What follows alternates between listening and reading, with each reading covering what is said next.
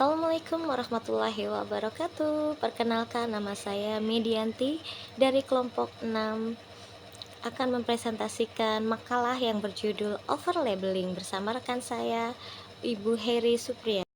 Assalamualaikum warahmatullahi wabarakatuh. Perkenalkan, nama saya Heri Supriyatin. Saya dari kelas 4A PIAU. Saya di sini akan sedikit menjelaskan tentang overlabeling dan dampaknya. Overlabeling ialah perlabelan berlebihan atau pemberian label atau cap tertentu kepada anak usia dini secara terus-menerus, baik positif maupun negatif, yang akhirnya melekat pada diri anak sebagai identitas. Contohnya seperti nakal, malas, pintar, cengeng, dan lainnya.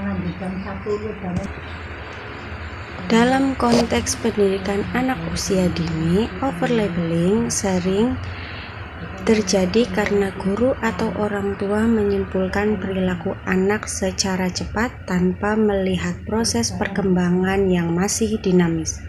Secara psikologis, overlabeling berkaitan dengan konsep labeling dalam psikologi perkembangan dan teori interaksi sosial seperti Looking Glass Self dari Charles Horton Cooley, di mana Charles menjelaskan bahwa anak membentuk konsep dirinya berdasarkan bagaimana orang lain melihat dan memperlakukannya.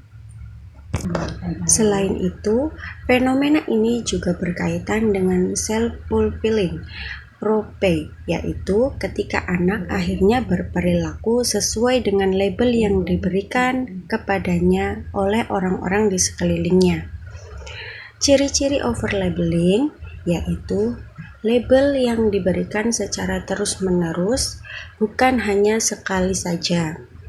Kemudian, tidak melihat situasi atau konteks perilaku anak, dan mengeneralisasi perilaku menjadi identitas anak.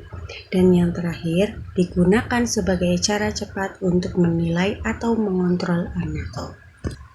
Kemudian ada dampak overlabeling pada perkembangan anak usia dini. Anak usia dini berada pada tahap pembentukan identitas ciri.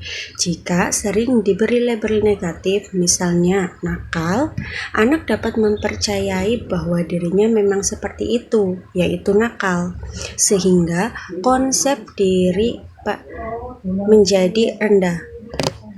Kemudian, menurunnya kepercayaan diri. Nah, karena label yang berulang-ulang membuat anak merasa tidak mampu berubah dan berakibat anak menjadi kurang percaya diri dalam mencoba hal baru. Kemudian, efek self-fulfilling prophecy. Anak cenderung berperilaku sesuai dengan label yang diberikan. Misalnya, anak yang sering disebut pemalas, maka akan benar-benar menunjukkan perilaku malasnya tersebut karena merasa itu adalah sifat dari dirinya sendiri. Kemudian, menghambat perkembangan sosial emosional. Anak bisa merasa dijauhi atau tidak diterima ataupun berbeda dari teman-teman lainnya. Ini dapat menyebabkan kesulitan dalam berinteraksi sosial. Dan kemudian dampak dari overlabeling ialah menghambat perkembangan kognitif. Overlabeling dapat mengurangi motivasi belajar anak, menjadikan anak enggan untuk mencoba hal-hal baru dan takut merasa gagal dan tidak mampu. Dan kemudian overlabeling juga memberi dampak ketergantungan pada label positif, yaitu seperti anak pintar itu bisa berdampak kurang baik jika berlebihan. Anak bisa takut gagal karena ingin mempertahankan label tersebut sehingga menghindari sebuah tantangan yang akan dicoba oleh seorang anak. Cara menghindari overlabeling pada anak usia dini. Di sini ada 4. Yang pertama itu fokus pada perilaku, bukan pada identitas anak. Misalnya, kamu belum merapikan mainan hari ini, tapi tidak dengan kata-kata kamu pemalas. Lalu yang kedua, berikan umpan balik yang spesifik dan konstruktif. Yang ketiga, pahami bahwa perkembangan anak bersifat dinamis dan bertahap. Yang keempat, gunakan bahasa yang mendukung atau supportive language. Faktor penyebab overlabeling. Menurut Howard S. Becker, menurut teori labeling, menjelaskan bahwa perilaku seseorang dapat terbentuk karena label yang diberikan oleh lingkungan sekitarnya. Penyebab overlabeling yang pertama, lingkungan sosial yang terbiasa memberikan cap. Yang kedua, penilaian subjektif dari orang dewasa. Yang ketiga, berbicara peran guru dalam menghindari overlabeling pada anak usia dini. Yang pertama, memahami dampak labeling pada anak. Guru perlu memahami bahwa pemberian label pada anak seperti nakal, pemalu, lambat itu dapat mempengaruhi perkembangan psikologis anak. Dan berdasarkan teori Howard Becker, label dapat membentuk psikologis membentuk identitas diri anak menjadi cenderung berperilaku sesuai dengan label yang diberikan kepadanya.